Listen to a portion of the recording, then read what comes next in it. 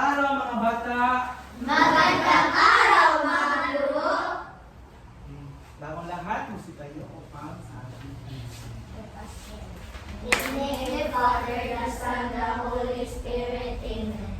Our Father, who art in heaven, hallowed be thy name. Thy kingdom come, thy will be done, on earth as it is in heaven.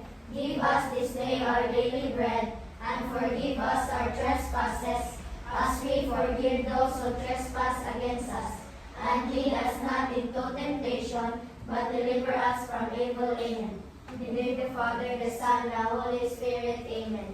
Magandang umaga, mga guro, mabuhay. Okay, salamat. Masipo po ang lahat. So ngayong araw na ito, sa ating asignaturang Pilipino, kami ni Teacher Jennifer at ni Teacher Len, ang inyong mga guro. So, kailangan ang inyong kooperasyon sa pagsagot o kung may mga katanungan ay taas ang inyong mga kamay. Okay. Teacher Jen, ready na? Okay. Pagbabalik aral. Sa nakaraang mga araw, tinatalakay natin ang Pangalan. pangalan. Ano nga ulit ang pangalan? Pangalan, lugar, tao. Okay. Sino ang sasagot? Taas ang kamay. Okay, Ayla. Ang mga pangalan ay pangalan ng lugar, hayop, bagay, at tao. Magaling, Ayla. Okay, dahil nakasagot sa Ayla, bibigyan siya ng papulya galing kay teacher. Ang pangalan o noun sa Ingles ay ang mga salitang pantawag sa tao, hayop, Tao, bagay, o pangyayari. So yun ang pangalan. Ito ang mga salitang pantawag sa tao, hayop, o bagay o pangyayari. Magbigay ng halimbawa ng pangalan ayon sa tao. Okay? Chris? Ayla. Ayla. Teacher Jen? Magaling. Ang galing. Ano pa? Isa. Okay. Jubilin. Ang galing. Tapakan. Okay. Ito naman. Magbigay ng pangalan ng hayop. Okay, Carl? Aso. Aso. Okay. Ano pa? Magbigay ng pangalan ng puok. Okay, puok. Manila. Okay. Magbigay ng pangalan ng bagay. Okay, Jared? Patilio. Magbigay ng pangalan ayon sa pangyayari. Magaling. Pasko. Pasko. Okay. Ang galing, mga bata. So, alam nyo na kung ano ang pangalan. Ito ang mga halimbawa. Ito, mga halimbawa, ang ngalan ng tao, tatay. Andres Bonifacio. Confucio. Okay, ngalan ng hayop, Aso, manok, agila. Ngalan ng bagay, Libro, lapis, apel. ngalan ng puok o lugar, Bansa, Luzon, Thailand, Makati. galing, palakpakan ng lahat. ngayong araw na ito ay meron tayong sayaw. Magsitayo ang lahat at Gusto nyo bang sumayaw? Oo. Okay, gusto nyo rin kumanta? Oo. Okay, so ngayon, magsitayo ang lahat, kailangan ninyong kooperasyon. Sundan naman ang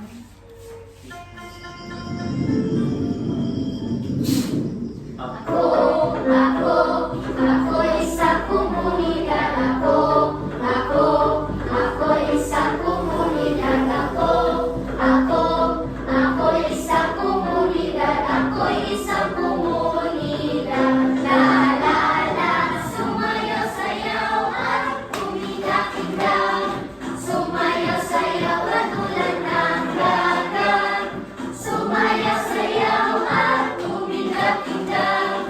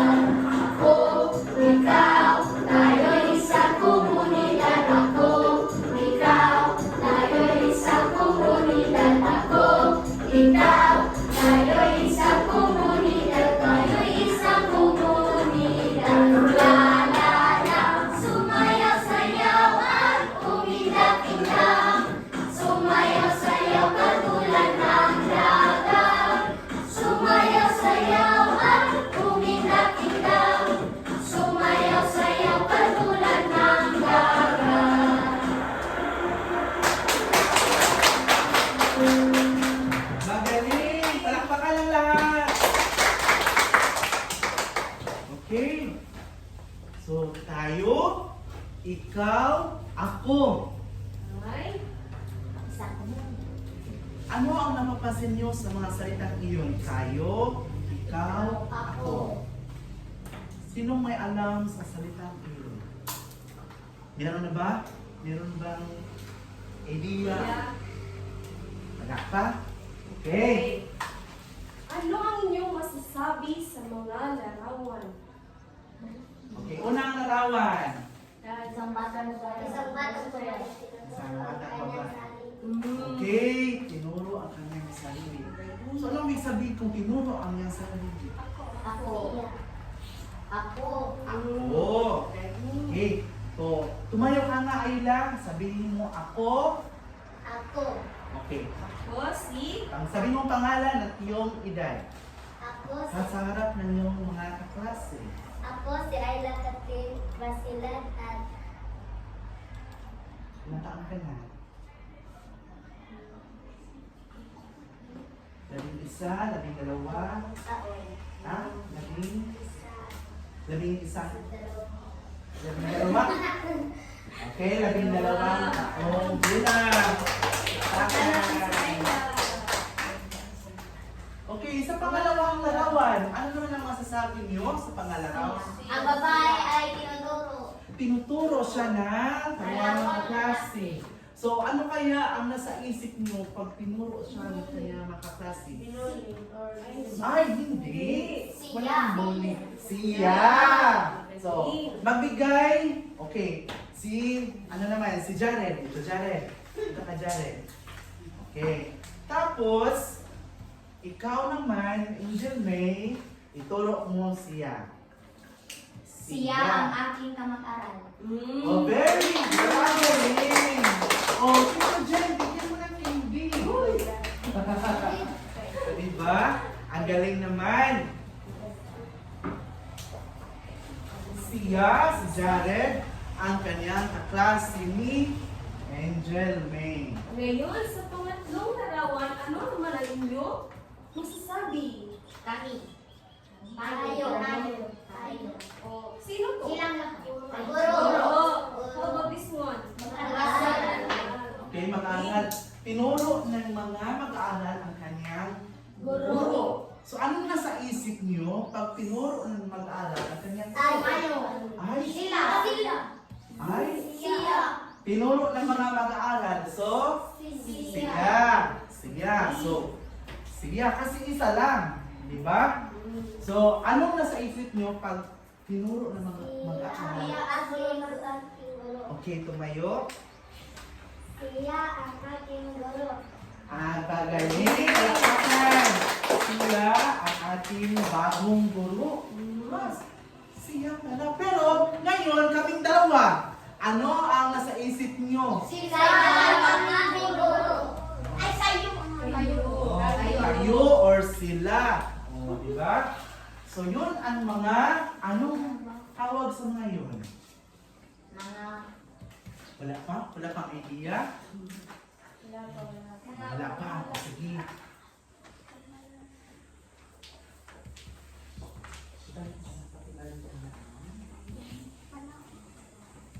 Okay. Kumpletuhin ang pangungusap sa bawat larawan. Una, Carl. Ako ay 7 taong gulang. Magaling! Pangalawa. Okay, Raymond. siya ang aming bagong kapitbahay. Siya ang bagong kapitbahay. Pangatlo. Okay. Siya ay Pangatlo. siya ay Ah, sige. siya. Siya kaya ang bagong guro natin. Magaling. Siya kaya ang bagong guro natin.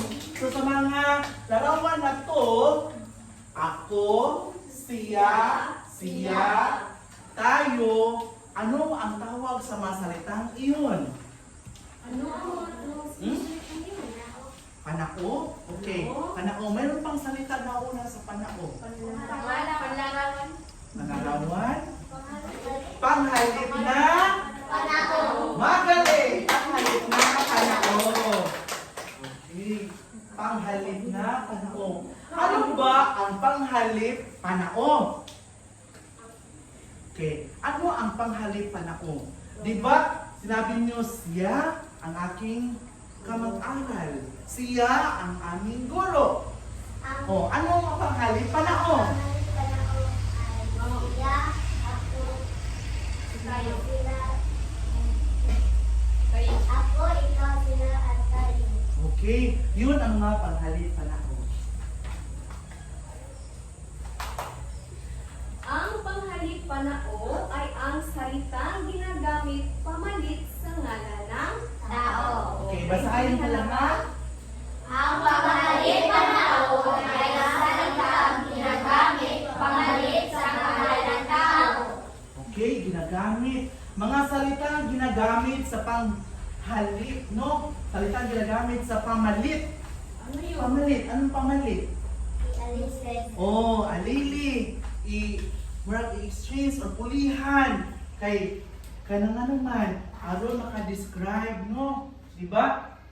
Pag ginagamit sa pamalit, sa pangalan ng tao o ngalan ng tao. Ano nga uli ang mga halimbawa ng mga panghalip panao? Magbigay ng isa. Okay, Jared. Ikaw, Kami. kami, Tayo. tayo, siya, Ako. Sila. sila, Ako. ako. Meron pa ba? Sila. Siya. Maratakan lahat. Okay. Yun ang mga panghalip panao. Basahin lahat. Ako, ikaw, siya, tayo, kayo, at sila ay ang mga salitang ginagamit pamalit o panghalilis sa ngalan ng tao. Magaling. Okay, ngayon, ang panghalip panao again ay salitang pamalit o panghalilis sa ngalan ng tao. Ngayon, magsimula tayo sa ako. Pakibasa lahat. Ako Ako ay ginagamit bilang panghalilis sa ngalan ng tao sa salita. Okay. Bali, kung ako'y nag-istorya, ako ang akong gamiton. No? Kaya ikaw may nag-istorya. Ang sa gamiton again? Ako. Pakibasa, Mario. Mario ang tawag sa akin ng aking ina. Ako ay pangalawa sa aming magkakapatid. Okay. Magaling. Sa salita, sa pangungusap na ito, anong ginagamit na salita upang palitan ang pangalan ni Mario? Ako. Ako. Magaling. Ito ay ginagamit kung siya ang nagsasalita at isa lamang. Okay. Kung dalawa na, ano ang gagamitin? Kami. Kami.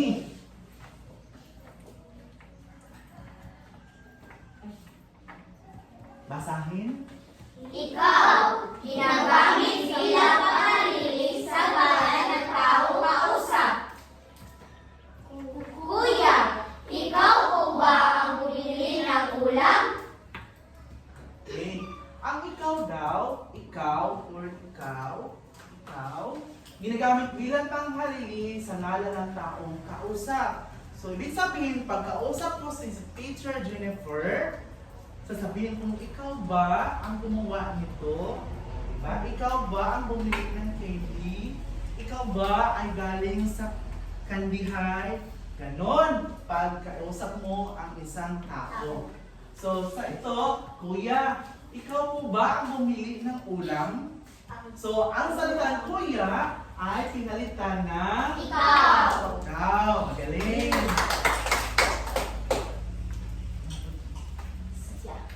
Siya ay ginagamit sa panghalilis sa isang taong pinag-uusapan. Si Binibining Acosta ang guro sa ikalawang baitang. Siya ay isang mabait at magaling na guro. Ang siya ay ginagamit sa panghalili sa taong pinag-uusapan. O bali, kung ako'y nag-istorya ko about ni Teacher Lenmore, may ko nga, siya. Kung mag-istorya ta, siya, si, Teacher Lenmore. sa pangungusap na ito, ang pinalit sa pangalan ni Binibining Acosta ay Siya. Alright, magaling. Pakibasa. Tayo, ginagamit bilang pamalit sa pangalan ng taong nagsasalita, kanyang kasama at kanyang kausap. Si Juana, Jessa at ako ay pinapatawag ni Ginang Santos. Tayo raw ang maglilinis sa mga mesa at upuang ginagamit kahapon. Magaling. Pag tayo, iyon ay kung maramihan. No? Maramihan o tayo grupo. So, ito'y ginagamit bilang pamalit sa pangalan ng taong nagsasalita. Meaning, nagsasalita ako, kanyang kasama, siya, at kanyang kausap, siya pa rin. So, ibig sabihin, tatlo o mahigit sa tatlo ang pinag-uusapan o pwedeng palitan ng salitang tayo. So, sa pangusap na ito, si Mona, si Jessa, at ako ay pinalitan ng salitang panghalip na panahon na Tayo! tayo. Magaling. So, susunod, Pakibasa.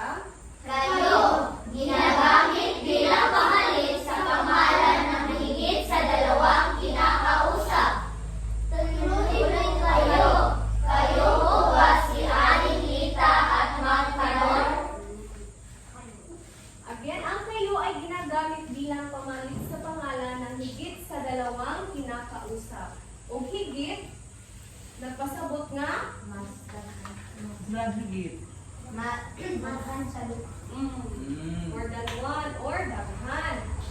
Sa pangungusap na ito, ang panghalip na panahon na ginamit ay Kayo, na pamalit sa pangalang Aling Lita at Mang Kanor. Magaling. Sila ay ginagamit sa higit sa isang taong pinag-uusapan. Ang mga sundalo pulis ay isa sa mga grupong tumulong sa mga nasalanta ng bagyo. Sila ay dapat nating pasalamatan. Okay. Sila ang ginagamit sa salita ng taong pinag-uusapan kung mahigit na sa isa o dalawa. So, sila, kung isa lang ang pinag-uusapan, ano ang gagamitin? Siya. Kung dalawa o mahigit pa ay Sila. okay. Sa salita ito, ano ang mga salita o ngalan na pinagpalitan ng salitang sila? Sundalo at pulis. Sundalo at pulis. Magaling.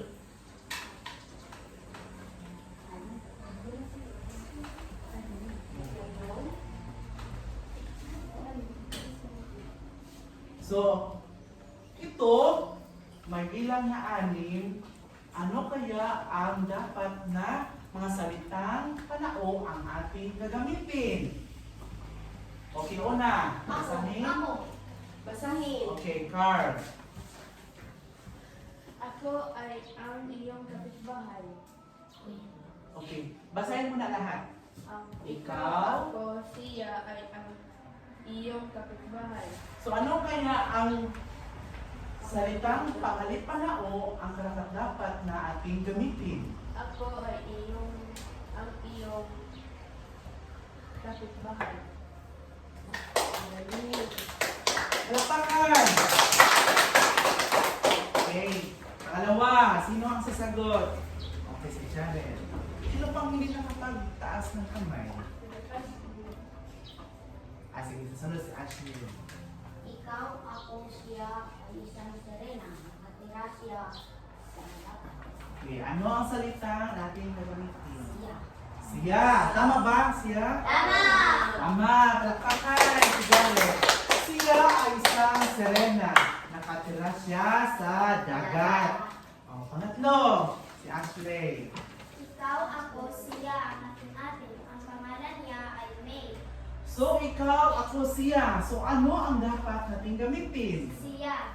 Siya Siya? ang aking ate. Ang pangalan niya ay May. Okay, siya ang aking ate. Ang pangalan niya ay May. Sunod. Gusto mo bang sumagot? Okay, Anthony. Ikaw ako siya ang aming nanay at Les. Si Len. Sile. So ano ang dapat natin gamitin? Ikaw. Ay, siya. Siya, magaling. Siya ang aming nanay. Si Len. Okay, panglima. Yung hindi pa nakataas. Ikaw ako siya ang nanay lalas sa iyong na. Okay, ikaw, ako, siya. Ano ang dapat gamitin sa salitang ito? Ikaw. Ikaw ang bigyan ng bulaklak sa iyong ina. Okay.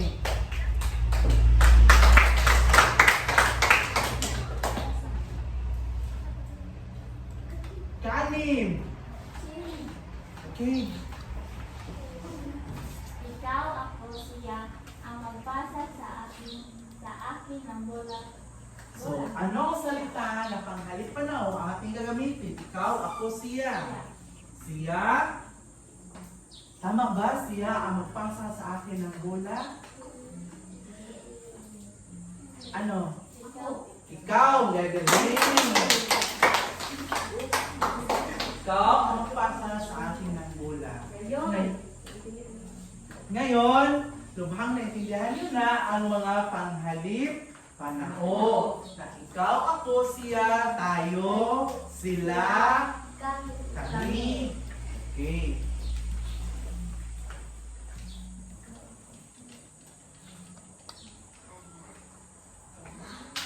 Ngayon, nadako tayo sa ating takdang aralin.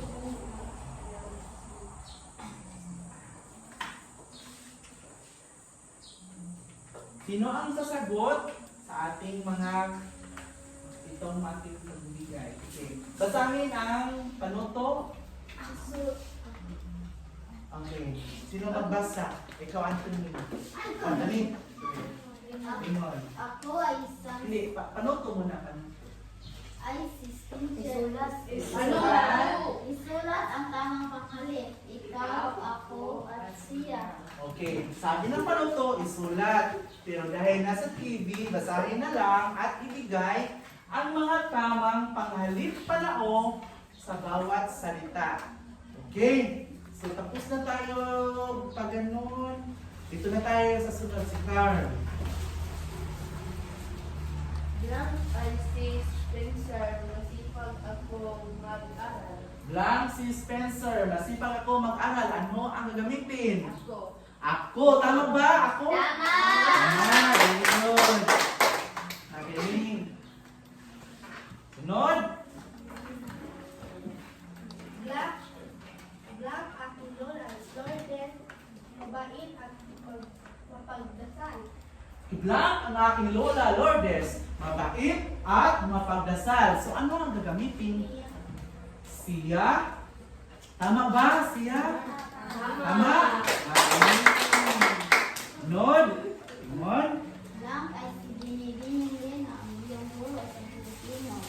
Siya ay si Binibining ang iyong guro sa Pilipino. Tama ba? Siya? Tama! Tama.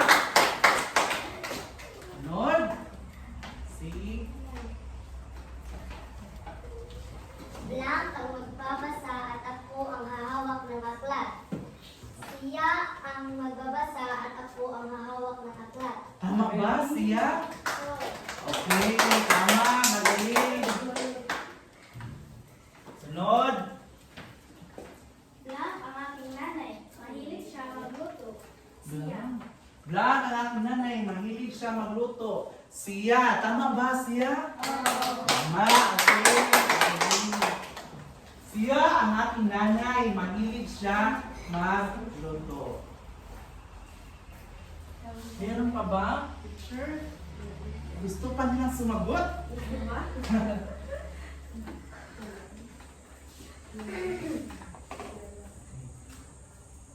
Dadako naman tayo sa takdang aralin na ibibigay ni Teacher Jen. Takdang arena, ikapasa, bukas. Bumuo ng 5 pangungusap gamit ang panghalip panao. Okay. Sa iyong bahay, pagdating niyo sa bahay, gagawa kayo ng salita gamit ang mga panghalip na panao. So, bago ang lahat, ano nga uli ang panghalip panao? O itaas ang kamay. Ikaw. Ang mga panghalip na panao ay ako, ikaw, siya, sila, tayo. Okay. Yun ang mga panghalip panao. So, ano ang panghalip panao? Ano ang Ang mga ang mga panghalip panao ay ginagamit panghali sa pangalan. Okay, magaling. Magbigay ng isang panghalip panao. Isa lang. Siya. Ikaw. Ako. Tayo. Sila. Sila. Ano pa? Ano? Meron ka pang maibigay? Wala na? Siya. Siya. Okay, magaling mga bata. So yan, ngayong araw na to, natutunan nyo ang mga panghalip Panao. na ginagamit bilang Panghalip sa pangalan. panghalip sa pangalan ng tao. Meron ba kayong mga katanungan? Wala na. Lubos nyo bang naintindihan ang ating natalakay? Lubos namin naintindihan. Okay. Magaling mga bata. At doon natatapos ang ating talakayan. Okay, magsitayo ang lahat.